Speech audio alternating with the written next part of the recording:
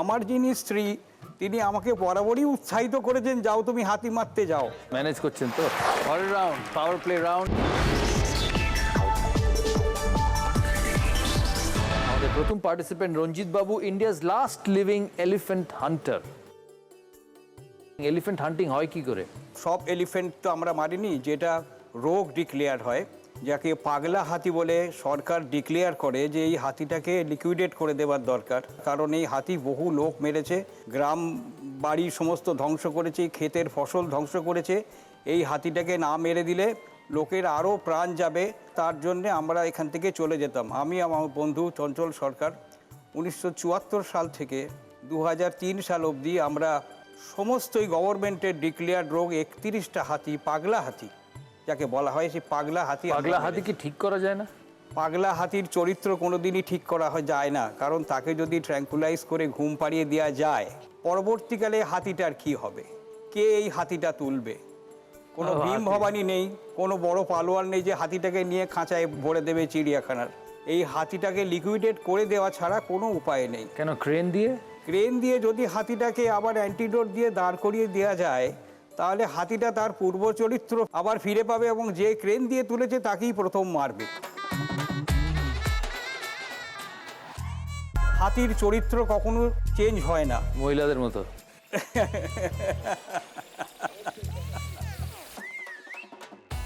Well set দাদা, well set. সবে বিবাহ হয়েছে? না, অনেক বছর হয়ে গেছে। সামনের দাঁতটা কে ভাঙলো?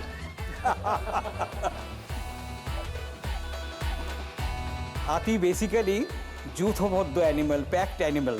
যখন একা হয়ে যায় পাগল হয়ে যায়। পরবর্তীকালে কেন সে একা হলো আমি 1 মিনিটের মধ্যে বলে দিই। কারণ হাতির দলকে যারা চালিত করে তারা কিন্তু, যেটা আপনি এক্ষুনি বললেন, সে হচ্ছে মহিলা। মহিলাই কিন্তু দল চালিত করে। ভগবানের সৃষ্টি তো এই। এটাই তাই। মহিলার সঙ্গে অনেক বাচ্চা টাচ্চা থাকে, সুতরাং মহিলা খুব ডিসিপ্লিন, তার বাচ্চার যেন কোনো ক্ষতি না। হাতিদের মহিলা ডিসিপ্লিন। হাতিদের মহিলা, কিন্তু এই যূথপতির পিছনে থাকে আরেকজন যূথপতি। তারা একজন নয়, তারা 1 জন 2 জন 9 জন 10 জন থাকে। তাদের মধ্যে নিরন্তর মারামারি হয়। যারা দাঁতাল হাতি, পুরুষ হাতি, আমাদের ভারতবর্ষের শুধু পুরুষ হাতিরই দাঁত হয়, মহিলা হাতির দাঁত হয় না। মহিলাদের দাঁত ছাড়াই তারা যথেষ্টই আমাদের দেখে শুনে রাখেন আর কি, ভালো করে। বলুন না, একটু খুলে বলুন না।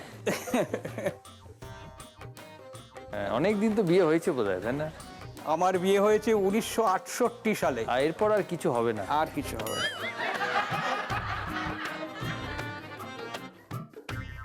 যাই হোক, আমার যিনি স্ত্রী তিনি আমাকে বরাবরই উৎসাহিত করেছেন, যাও তুমি হাতি মারতে যাও। ম্যানেজ করছেন তো?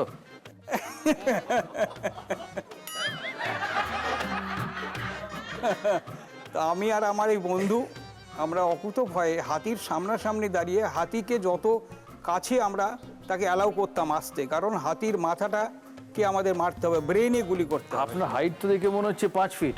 ঠিক তাই, 5 ফুটও নয়, কিন্তু হাতি এটাই ভুল করতো যে 5 ফুটের লোক কখনো আমাকে মারতে পারবে না।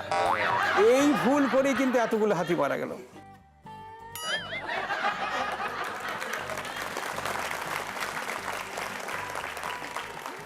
মানে height can at times be advantageous. আজকে নেপোলিয়ন বোনাপার্ট, সে এত বড় যুদ্ধ লড়েছে, সেও কিন্তু আমারই সাইজ। একদম। ডিয়াগো ম্যারাডোনা, পৃথিবীর শ্রেষ্ঠ ফুটবলার, আপনার মাথায় মাথায়। লাল বাহাদুর শাস্ত্রী, আমাদের যিনি প্রধানমন্ত্রী ছিলেন, তিনিও আমার সচিন মতো। তেন্ডুলকার, শ্রেষ্ঠ সচিন ব্যাটসম্যান, তেন্ডুলকর। আপনার মাথায় মাথায়। Charlie Chaplin, Sunil Gavaskar, Charlie Chaplin, Charlie Chaplin. সুতরাং হিটলার। আমি ওদের পর্যায়ে যেতে পারিনি, কারণ আমার আমি হাইটে বলছি। হাইট। সবচেয়ে ডেঞ্জারাস সিচুয়েশন কিসে পড়েছেন এখন অবধি? শুনুন, প্রত্যেকটি হাতি মারার ক্ষেত্রেই আমাদের ডেঞ্জারাস সিচুয়েশনের সম্মুখীন হতে হয়। 1978 সালে ত্রিপুরা গভর্নমেন্ট একটা হাতি ডিক্লেয়ার করে এবং রিকোয়েস্ট করে যে আপনারা বাই প্লেনে যান, আপনাদের টিকিট অবধি আমরা কেটে দিচ্ছি। তা আমি আমার বন্ধু কখনো সরকারের থেকে কোনো অনুদান আমরা নিইনি আজ পর্যন্ত। ইভেন হাতি মারার পরে যে 10,000 টাকা সাম্মানিক মূল্য দেওয়া হতো, আজ পর্যন্ত আমরা সেটা গ্রহণ করিনি। তার বদলে গভর্নমেন্ট আমাদের অনেক রকম সার্টিফিকেট দিয়েছেন। তো আমরা সেই ত্রিপুরায় গিয়ে একটা হাতি মারি। হাতির কলাকৌশল বিশেষ কিছু নেই। পাগলা হাতি হলে অনেকেই জানেন না যে সেই হাতির ত্রিসীমানায় অন্য কোনো ভালো হাতি থাকবে না। এবং হাতি পাগল হয় কেবল পুরুষ, মহিলা হাতি কোনোদিন পাগল হয় না। কিন্তু সব ক্ষেত্রে আপনি কোনোদিন দেখেছেন মহিলাদের মাথার চুল উঠে গেছে? সবসময় দেখেন পুরুষদেরই মাথার চুল ওঠে।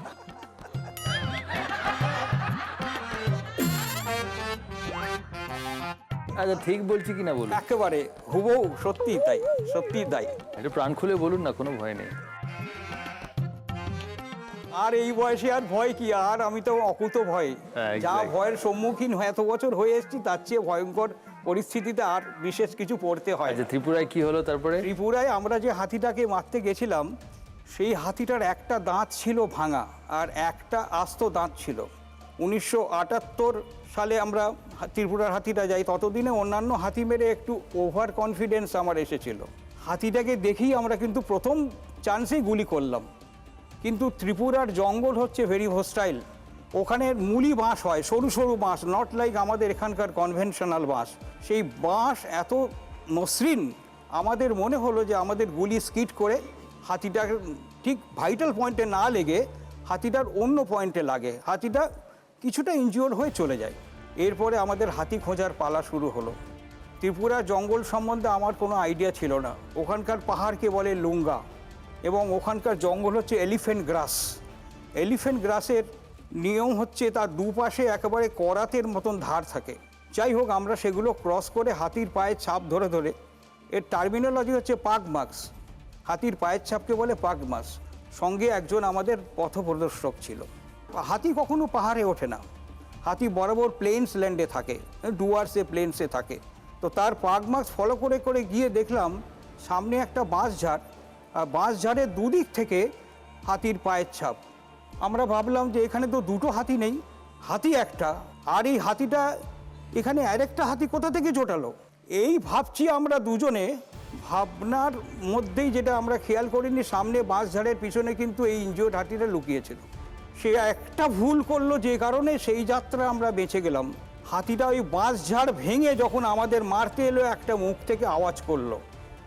হাতির মুখের আওয়াজটা অনেকটা শঙ্খধ্বনির মতো, কর্কশ শঙ্খধ্বনি। আমরা দুজনে ছিটকে পড়ে গেলাম ওই বাঁশের বাড়ি লেগে, আমাদের হাত থেকে রাইফেল পড়ে যায়। ফরচুনেটলি হাতি আমাদের ধরতে পারিনি, কেননা ওই জায়গাটা স্লোপ ছিল। স্লোপের জন্য হাতিটা তলার দিকে চলে যায়। সেই অবস্থায় উঠে আমরা তখন হাতির পিছনে গুলি করি, আর পিছনের গুলিতে ইম্প্যাক্টে হাতির কিছু হলো না। সে হাতি আবার আস্তে আস্তে হাঁটতে হাঁটতে চলে গেল। কিন্তু সেই সময় একটা মৃত্যু ভয়জনিত একটা সেনসেশন আমাদের শরীরে দেখা দিল। এবং বাস্তবিক ক্ষেত্রে বলতে কোনো লজ্জা নেই, আজকের এই বয়সে এসেও ওই সার্কামস্টেন্সে যেন কোনো শিকারীকে না পড়তে হয়। হয়তো আমরা দুজনেই সেদিন মারা যেতাম। হাওয়ার আমরা সেদিন সন্ধে অবধি হাতিটাকে পাইনি। পরের দিন গিয়ে আমরা সেই হাতিটাকে গুলি করে একটা ঝর্ণা ছিল তার ধারে মারি।